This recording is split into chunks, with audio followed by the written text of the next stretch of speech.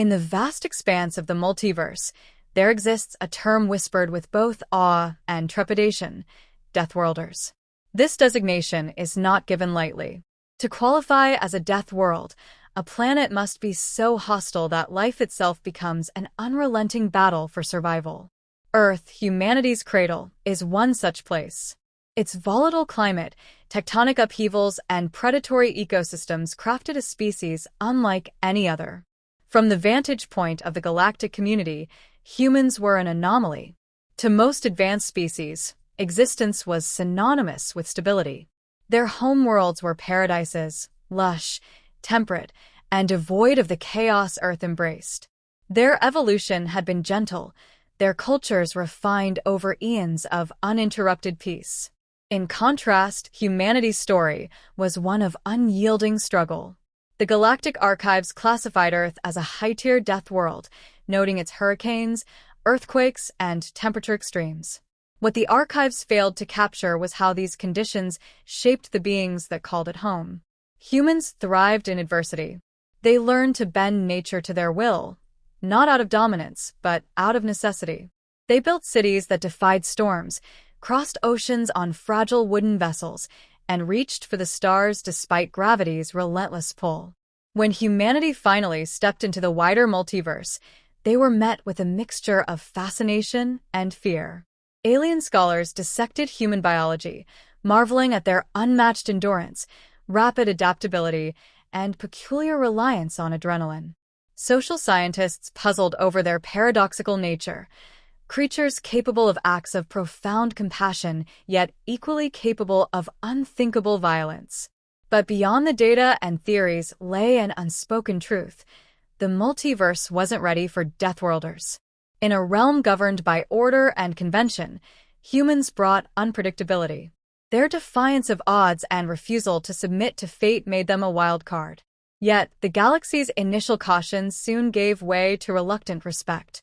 For all their chaos, humans had something many advanced civilizations had lost: the will to fight for survival at any cost.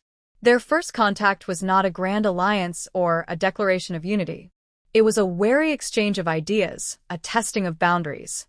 The alien races, many of whom had evolved in peace for millennia, viewed humanity as both a curiosity and a potential threat. Humans, on the other hand, approached the multiverse with open arms and clenched fists. Through small alliances and cautious partnerships, humanity began to prove their worth. They shared innovations born of desperation, concepts alien civilizations had never considered. The galactic community started to see them not as dangerous outsiders, but as a species with unparalleled potential. Amid these tentative connections, whispers grew louder. An ancient threat, one so vast it defied comprehension, was stirring in the void. Some scoffed at the rumors, dismissing them as exaggerations. Others, however, looked to humanity, the species that had already conquered their death world. If anyone could face the unknown, it was them. After all, they had spent their entire existence preparing for the impossible. Humanity's plan was audacious, even by their own standards. The Void Eater was not just an entity, it was a force of nature, vast and incomprehensible. Yet, the Deathworlders did not flinch. Where others saw inevitability, humans saw opportunity. They proposed using the Void Eater's insatiable hunger against it, baiting it into a manufactured dimensional collapse, a carefully constructed trap that would annihilate everything within its bounds, including the creature. The first challenge was unity. The Galactic Council, a body more accustomed to endless debate than decisive action, had to be convinced. Humanity's representatives appealed not just to logic, but to the very survival instincts alien civilizations had long forgotten.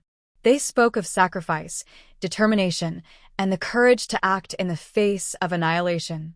Slowly, species by species, the Council agreed. Once the plan was approved, the real work began. Humanity took the lead, mobilizing resources and expertise from across the multiverse. Alien engineers brought technologies far beyond anything Earth had ever developed, while humans contributed their unique knack for innovation and improvisation. It was a partnership born of necessity, each side pushing the other beyond their limits. The trap itself was a marvel of ingenuity and desperation.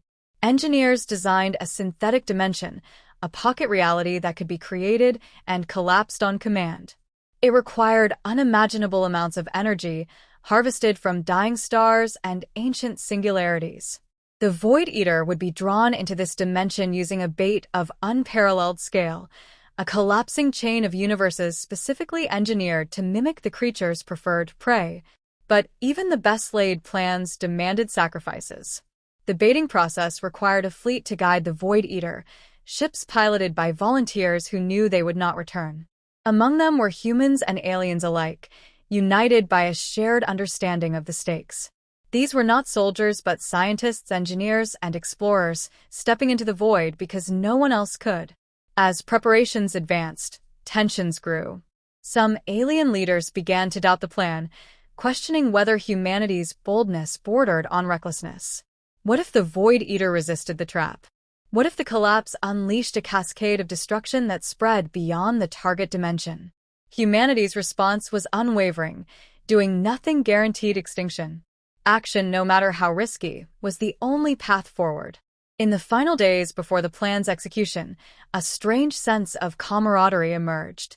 Beings from civilizations that had once viewed each other with suspicion now worked side by side, united by a shared purpose.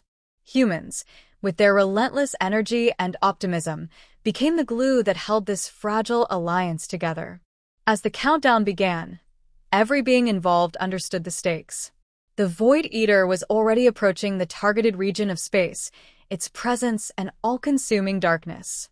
There was no room for error, no second chances. The multiverse's survival depended on the collective effort of millions, driven by the determination of one species that refused to surrender.